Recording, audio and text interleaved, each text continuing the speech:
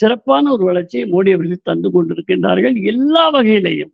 நான் ஏற்கனவே குறிப்பிட்டது போல கல்வியிலும், சுகாதாரத்திலும், வேலை வாய்ப்பிலும், சிறுதொழில்களிலும், அப்படி இன்னும் என்னென்ன விஞ்ஞானத்திலே விஞ்ஞான முன்னேற்றம் என்பது அப்படி போய் கொண்டிருக்கிறது. உலகத்திலே இன்றைக்கு மிக வேகமாக விஞ்ஞான கண்டுபிடிப்புகள் எல்லாம் இந்தியர்கள் கண்டுபிடித்துக் கொண்டிருக்கின்றார்கள்.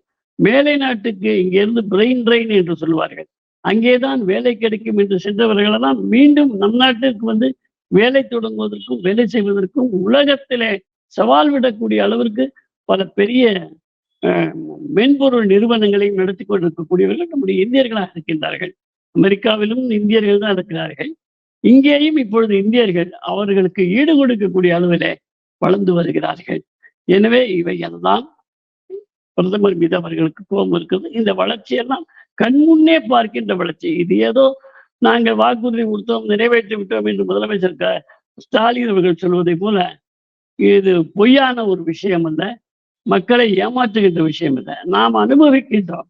கடைத்தெருவிலே காய்கறி விற்கக்கூடிய பெண்ணிலிருந்து முதியவர்களிலிருந்து பழ முதியவர்களிலிருந்து இப்படி சின்ன சின்ன கடை வைத்திருக்கக்கூடியவர்கள் கூட வங்கியிலே கடன் பெற முடியும். எந்தவித ஒரு செக்யூரிட்டி எதுவுமே அடமானம் எதுவுமே இல்லாமல் கடன் பெற முடியும். அவர்களுடைய வளர்ச்சியை பார்க்க முடியும் என்று பார்க்கிறார்கள். ஊரக வளர்ச்சிக்கு 100 பேர் 100 நாள் வேலை வாய்ப்பு என்பதை 125 நாள் வேலை வாய்ப்பாக பெருக்கி இருக்கின்றார்கள். இப்படி எல்லா விதமான சிறிய சிறிய விஷயங்களை எல்லாம் பார்த்து பார்த்து மோடி அவர்கள் இந்த நாட்டை வளப்படுத்தி கொண்டிருக்கின்றார்கள். நல்லவற்றை வளர்த்து கொண்டிருக்கின்றார்கள். அதுதான் உண்மை. அதை நாம் பெரிய அளவிலே விளம்பரம் செய்ய வேண்டும். மக்களுக்கு இது யாரு இப்பொழுது கொரோனா காலத்திலிருந்து இதுவரை இன்னும் 4 ஆண்டுகள், இப்போ 1 ஆண்டு முடிந்து விட்டது. நம்முடைய மோடி அவர்கள் 3வது முறையாக பிரதமராகி இன்னும் 4 ஆண்டுகள் உணவு பங்கீட்டு அட்டைக்கு, அதாவது ரேஷன் கார்டுக்கு, ரேஷன் அட்டையில இலவசமாக பொருள்களை கொடுப்பதற்கான உத்தரவை மோடி அவர்களுடைய ஆட்சி தந்திருக்கிறது. ஆனால் இங்கே இருக்கக்கூடிய தமிழ்நாட்டு மக்களுக்கு அது புரியவில்லை. இது ஏதோ தமிழகத்தில் இருக்கக்கூடிய ஆட்சியாளர்கள் செய்வது போல முத்திரை குத்தி பையிலே அவர்கள் படத்தை போட்டு கொடுத்து ஏமாற்றுகிறார்கள். முழுக்க முழுக்க இலவசமாக மத்திய அரசு கொடுத்து கொண்டிருக்கிறது.